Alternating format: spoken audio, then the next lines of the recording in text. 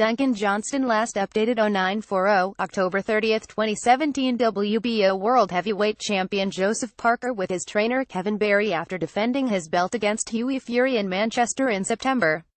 Joseph Parker can dethrone Anthony Joshua, but won't be rushed into any unification fight with the giant British heavyweight. That's the firm belief of Parker's trainer Kevin Barry after he analyzed Joshua's 10th-round stoppage of durable Frenchman Carlos Takam to defend his IBF and WBA titles in Cardiff on Sunday NZT. All the attention now moves to Joshua's next opponent, with Parker as WBO champion, and American Deontay Wilder as the WBC belt holder. The names on everyone's lips as unification hopes come into the frame for 2018. Anthony Joshua throws in a jab against Carlos Takam during their world title fight in Cardiff, with Parker having got past a well-prepared Takam over 12 rugged rounds early last year, and Joshua having struggled to put away Takam, who took the fight on 12 days' notice following the injury withdrawal of Kubrat Pulev. There was finally some common ground to weigh up the credentials of the young Kiwi and Brit.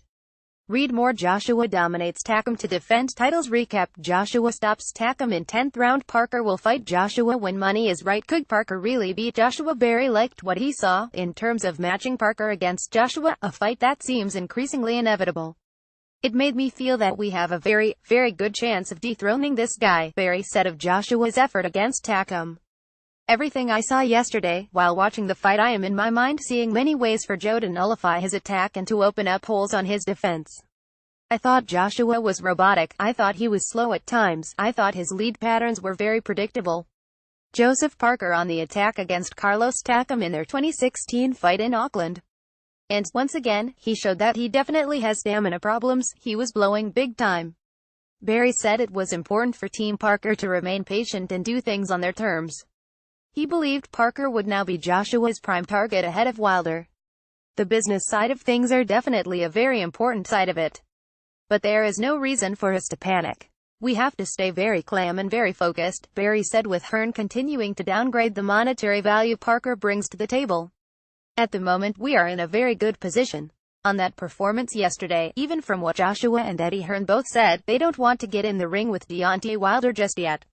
Out of the two champions they will definitely target Joe. And we're happy about that. But we won't be jumping when Eddie Hearn tells us to jump. We have got work to do. We have already got plans in place. Our team are already looking at 2 voluntaries in 2018.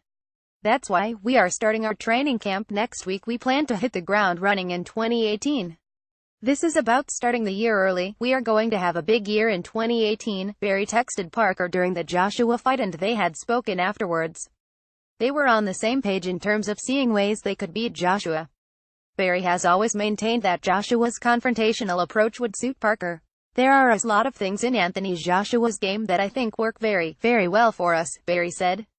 Look, there is no pretending the guy has huge strength and power. He is a big, strong, muscular athlete. But there are things that I know that Joe Parker can do with the right sort of style in front of him that I think measure up exceptionally well with what Anthony Joshua has to give. Barry said it needed to be acknowledged that Joshua had to make alterations against a last-minute change of opponent that brought difficult style and size adjustments. But he also took his hat off to Takam, who he felt had been exceptionally courageous fighting on such short notice. We know all about his big motor and pride, but on 12 days' notice I didn't expect him to stick around as long as he did, Barry said.